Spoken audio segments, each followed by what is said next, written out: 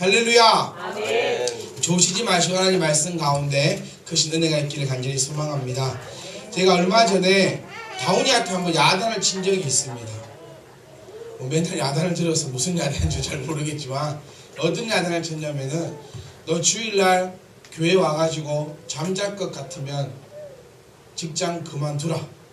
제가 그렇게 야단을 한번 친 적이 있어요. 왜 그러냐면 우리 주님께서는 네 눈이 너를 실족케 하거든 뭐 해버리라? 눈을 뽑아버리고 네 오른손이 너를 실족케 하거든 오른손을 잘라버려.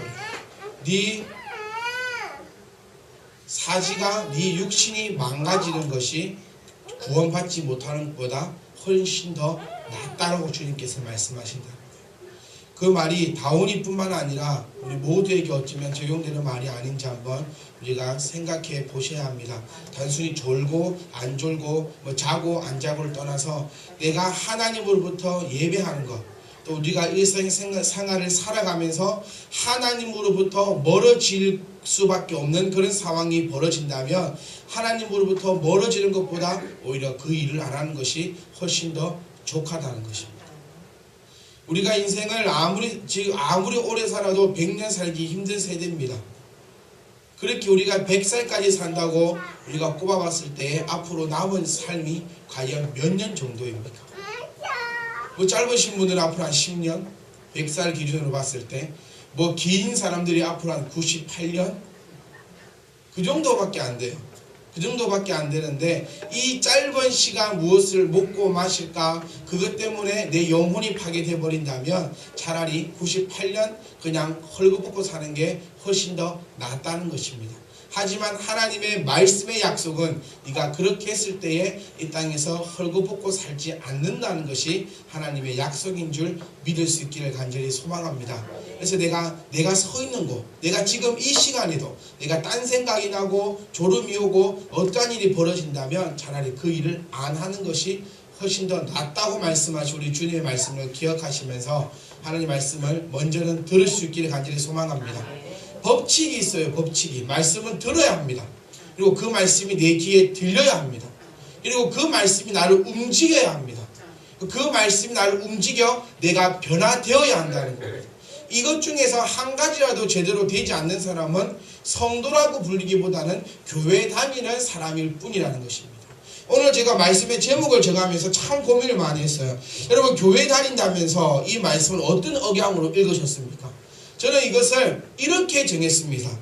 교회 다닌다면서 이런 억양으로 제가 이 제목을 그러니까 글에는 이 억양을 적어 놓을 수가 없어서 제가 고민을 많이 했는데 야 교회 다닌다면서 이게 아니라 제목을 정한 것은 교회 다닌다면서 이겁니다. 이거 야 너 교회 다닌다면서 이게 아니라 교회 다닌다면서 네가 교회 다닌다면서 그런 제목입니다. 오늘 이거는 이렇게 제목을 오늘 듣고 계셔야 됩니다. 이야 교회 다니네 이게 아니라 교회 다닌다면서. 오늘 우리 물건 보호 말씀을 보시면 너희는 이 세대를 본받지 말고 오직 마음을 새롭게 함으로 변화를 받아라. 주님께서 말씀하시는 것은 하나님께서 말씀을 통해서 우리에게 말씀해 주고 계신 것은 간단한 원리입니다. 계속해서 말씀드리는 것이 변화라는 거예요. 변화. 근데 이 변화가 힘들기 때문에 계속해서 하나님은 우리에게 말씀하고 계시다는 겁니다. 하나님의 말씀에 그냥 큰 원리로 하는 말씀드리면 이겁니다. 여러분 예수를 믿지 않았던 사람들이 예수를 믿으라는 겁니다. 더 쉽게 얘기하면 변해라는 거예요. 그리고 네 행동이 변화라는 겁니다. 그리고 지옥에 갈 수밖에 없던 네 영혼이 변화여서 천국 가자는 겁니다. 아주 쉽다는 거예요. 저와 여러분들은 변화받을 수 있기를 간절히 소망합니다. 출애굽기 23장 20말씀을 보시면 너는 그들의 신을 경배하지 말며 섬기지 말며 그들의 행위를 본받지 말라라고 말씀하고 있다는 거예요. 이 말씀이 의미하는 바가 뭐냐면 우리 말고 그리스도인 말고 비그리스도인의 행위가 더럽고 추악하기 때문에 그들을 본받지 말라라고 이야기하고 있다는 것입니다. 무슨 말인지 깨달아지십니까? 그들의 행위가 나쁘기 때문에 그리스도인들에게 본받지 말라. 왜? 그것을 본받아서 너의 영혼이 노락질 당할까봐 그것을 본받지 말라는 것입니다. 그런데 요즘 세상은 어떻게 되었냐면 세상 사람들이 그리스도인들을 보면서 세상 사람들 자기네들이 하는 얘기가 교회 다니는 것들처럼 되지 말라라고 얘기한다. 그래서 제가 제목을 교회 다닌다면서 이렇게 정해봤다. 그리고 몇 사람하고만 얘기해봐도 교회 다니는 사람들 때문에 상처받는 사람들이 상당히 많이 있습니다. 야, 교회 다니는 것들이 더하더라. 집사라는 사람이, 장로라는 사람들이 더하더라. 맞바에 십자가 딱 붙여놓고 나는 교회 집사요, 나는 교회 장로요 라고 얘기하면서 하고 있는 행실들은 더 나쁘더라 라고 이야기하고 있다는 것입니다. 여러분, 세상을 본받지 말라는 이 말씀이 정말 하나님의 말씀으로 바로 세워질 수 있기를 간절히 소망합니다. 내가 가서 우리 남편에게, 우리 아내에게 당당하게 여보, 누구야? 세상을 본받지 말자 라고 이야기가 할 수 있는 그리스도인이 될 수 있기를 소망합니다. 그 말은 나를 본받아라는 얘기라는 거예요. 지금 우리가 지금 이 자리에서도 솔직하게 우리가 어느 누구에게 가서 나처럼 신앙생활 하십시오, 나처럼 삶을 살아가십시오 라고 이야기할 수 있는 사람이 이 자리에 과연 계십니까? 그런 얘기를 많이 합니다. 아, 집사라는 놈들이 저렇더라. 그런데 그 말 하기 전에 먼저 나를 한번 돌아볼 수 있어야 된다. 다른 사람들이 나를 볼 때는 더 그렇게 이야기하고 있다는 것입니다. 농담 삼아 얘기했습니다. 야, 너 오래 살고 싶은가 보다. 왜? 욕먹짓을 많이 하니까. 진짜 옛말에 욕먹으면 오래 살다는 말이 요즘 정치계를 보면서 그 말이 틀린 말은 아닌 것 같다라는 생각이 들더라고요. 욕을 많이 먹은 대통령일수록 좋지가 않아요. 제가 말 안 해도 되겠죠, 누군지는. 그 전 대통령 있잖아요. 전 대통령. 전 대통령은 욕을 막, 아마 그 사람만큼 대한민국에서 지금까지 먹고 있는 사람도 드물 건데 그 사람은 지금도 쌩쌩하다는 거예요. 그걸 보면서 야, 너 오래 살고 싶은가 보다. 왜? 그래서 네가 행동을 그렇게 욕먹으면서 하려고 하지. 사랑하는 성도 여러분, 저와 여러분들은 제발 이 세대를 본받지 않을 수 있기를 간절히 소망합니다. 왜냐하면 내가 깨끗한 사람이기 때문에 세상을 보고 배우고 따라하지 않는 사람이 될 수 있기를 간절히 소망합니다. 여행 다니면서 여행 중에서 가장 안전한 국가가 어딘 줄 아세요? 지금 세계에서 탑으로 꼽히는 나라가 여행하기에 안전한 나라, 바로 태국이랍니다. 태국은 여행하기에 가장 세계에서 안전한 나라라고 발표가 되었습니다. 왜냐하면 태국은 모든 사업에 있어서 90%의 경제력이 관광 수입으로 먹고 사는 나라입니다. 그리고 국왕이 아주 존경받는 나라 중에 하나입니다.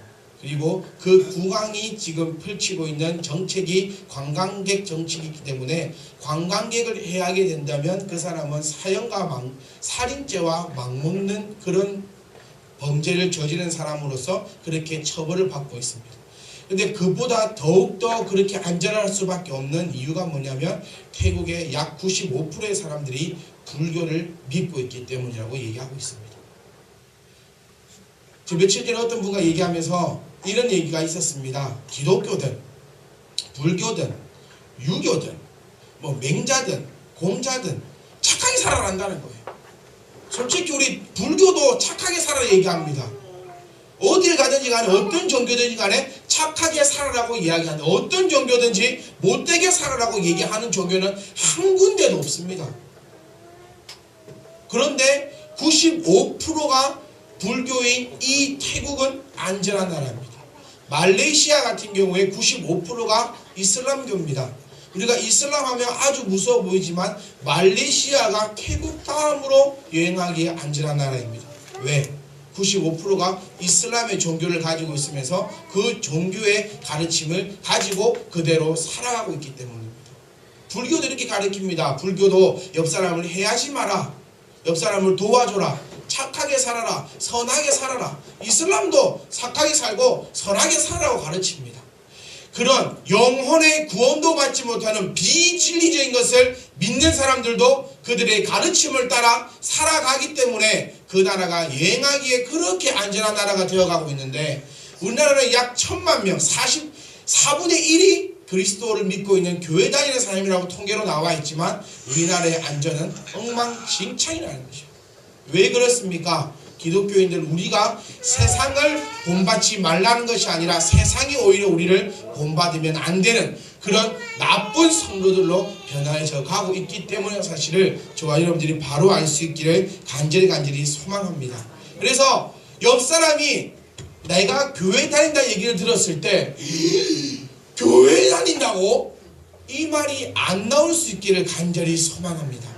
내가 저절로 나 교회 다닌다 얘기 안 해도 야, 저 사람을 보면 어딘가 모르게 참 교회 다니시는 분 같아라는 그런 얘기가 나올 수 있기를 간절히 소망합니다.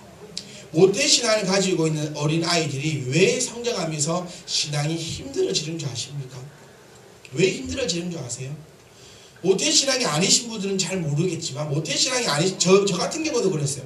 모태신앙이 아니기 때문에 모태신앙 가진 애들이 참 부러웠어요. 그러면서 신앙생활 참 너무너무 마음껏 할 수 있고 얼마든지 할 수 있고 얼마든지 핍박 없이 할 수 있는데 왜 저 모양 저꼴로 신앙생활을 할 수밖에 없을까라고 생각을 했었는데, 그 모태신앙의 아이들의 신앙생활을 제대로 성장하면서 제대로 성장할 수 없는 이유가 부모들 때문이에요.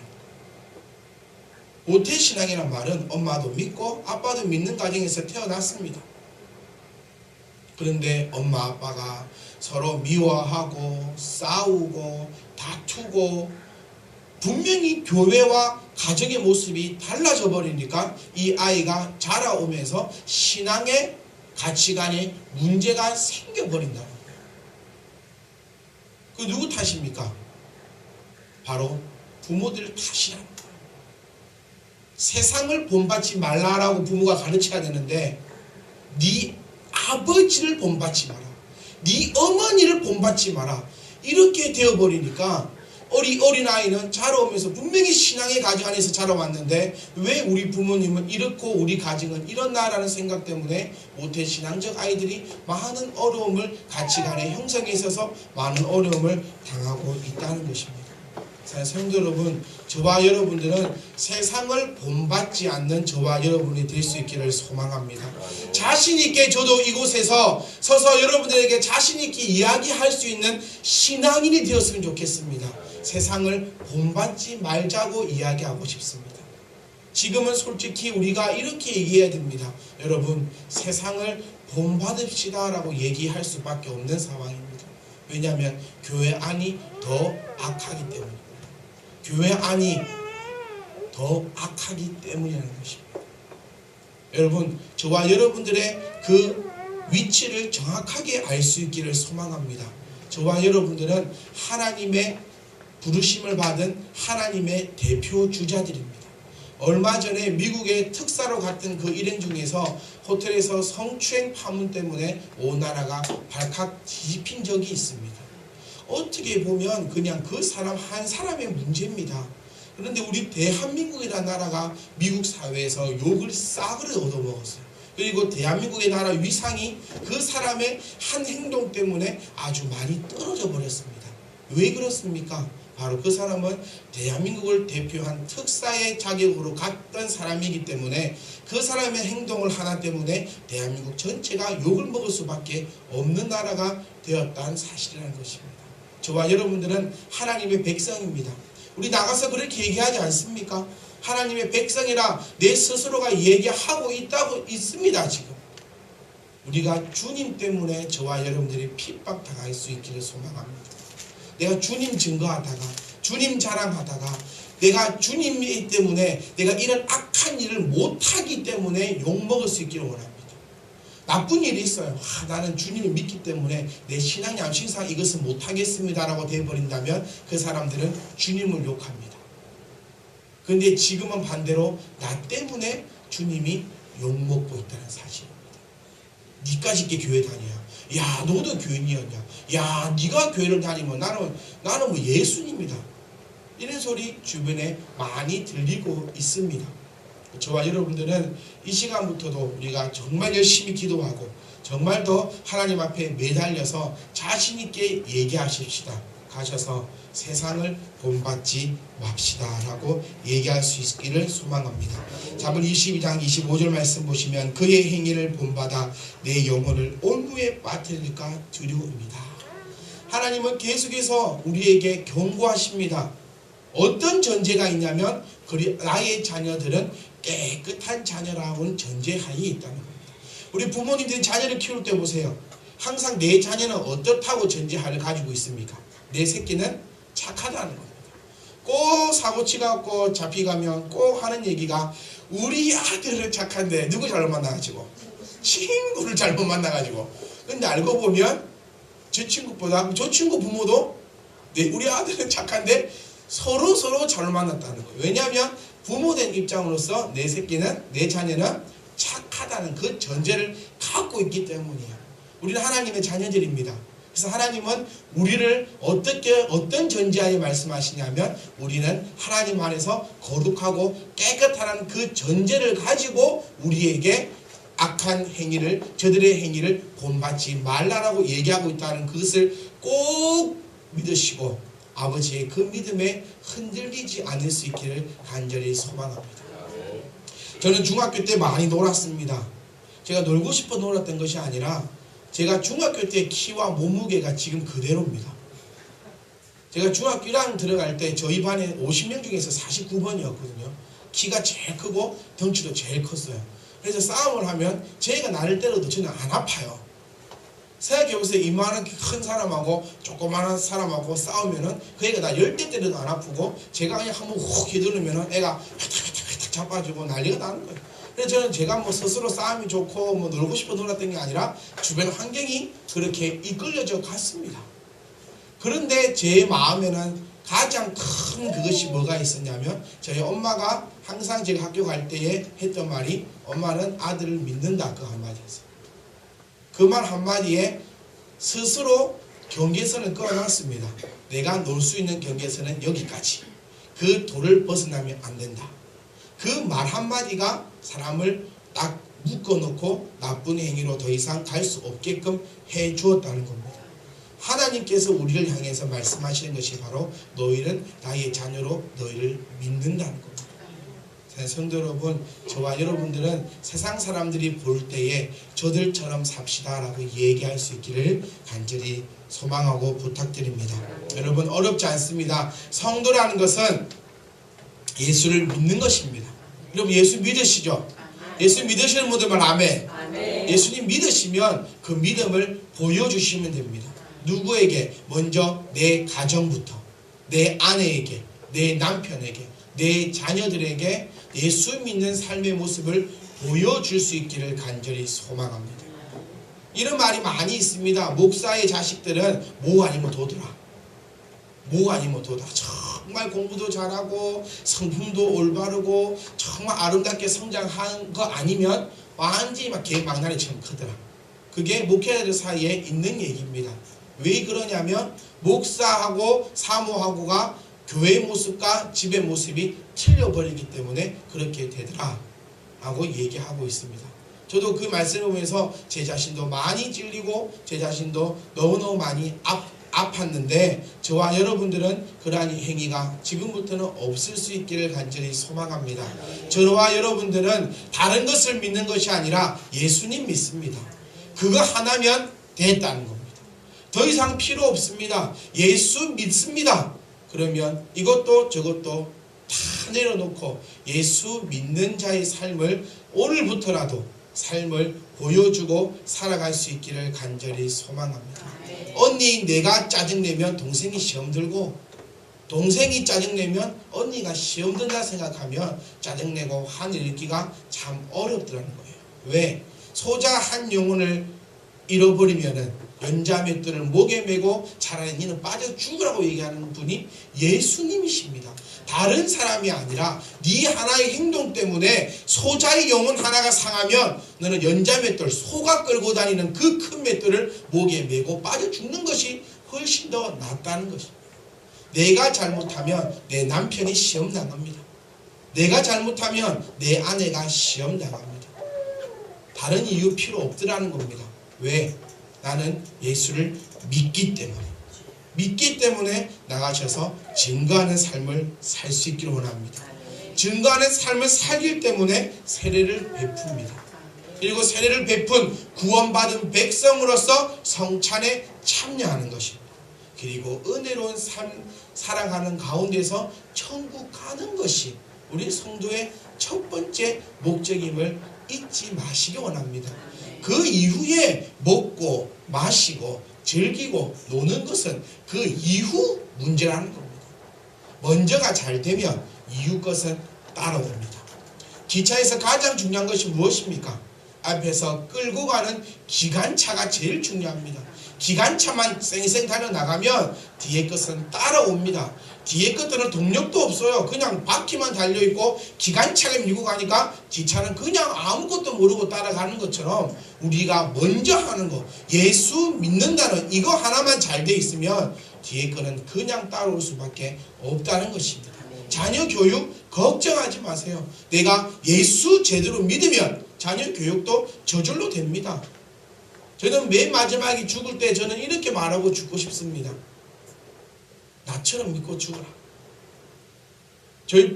여러분들도 맨 마지막에 숨을 거두실 때에 그런 유언할 수 있었으면 좋겠습니다.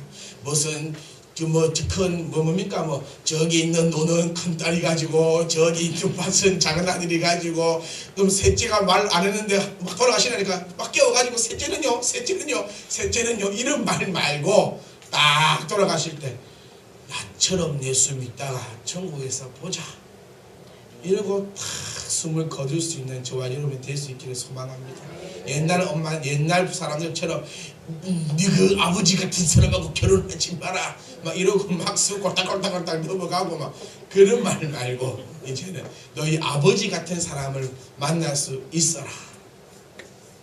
왜 아무도 하면 안 하십니까? 혜경 집사가 자녀들에게 다 말할 수 있을 때 하나님한테 딱 얘기할 때 하나마 너는 너희 아빠 같은 사람 만나서 꼭 결혼해야 된다.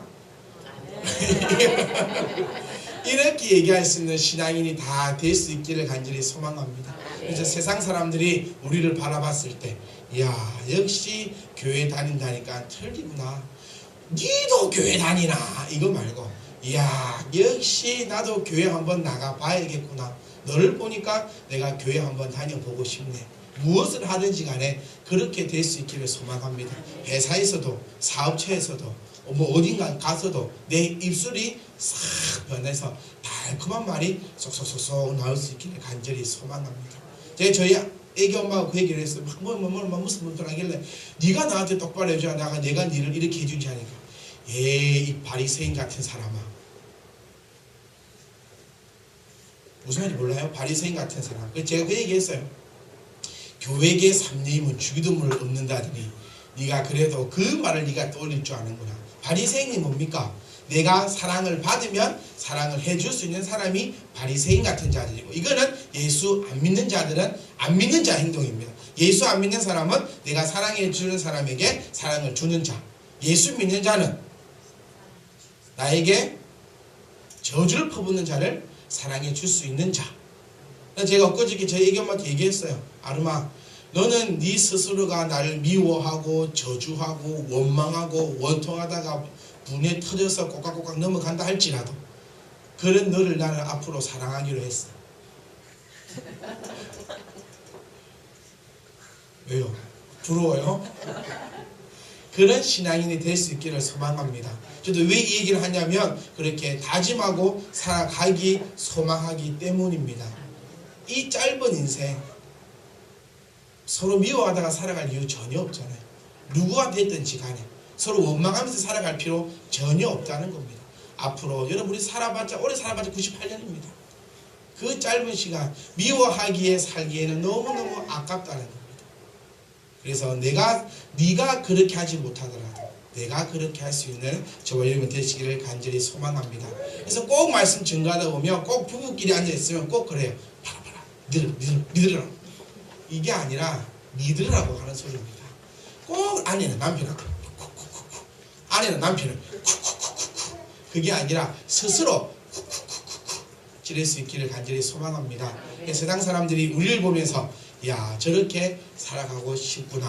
우리 자녀들이 우리의 모습을 바라보면서 야, 나도 참 교회 다니기를 잘했구나. 그런 생각이 들 수 있기를 소망합니다.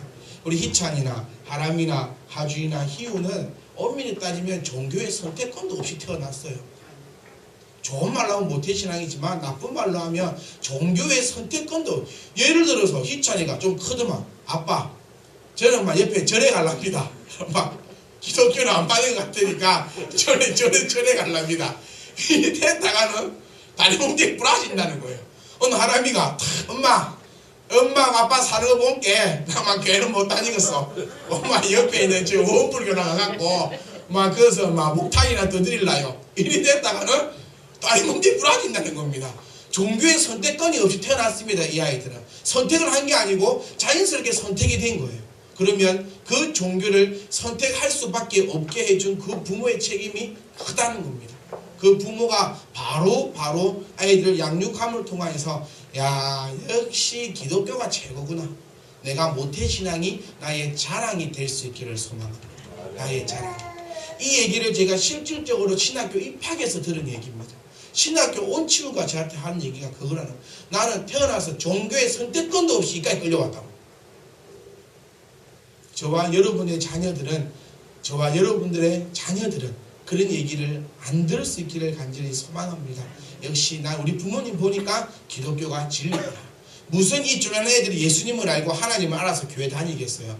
여러분들은 과연 몇 살 때 예수님을 만났고 하나님을 알았습니까? 그냥 간식 좋아 간다는 거예요.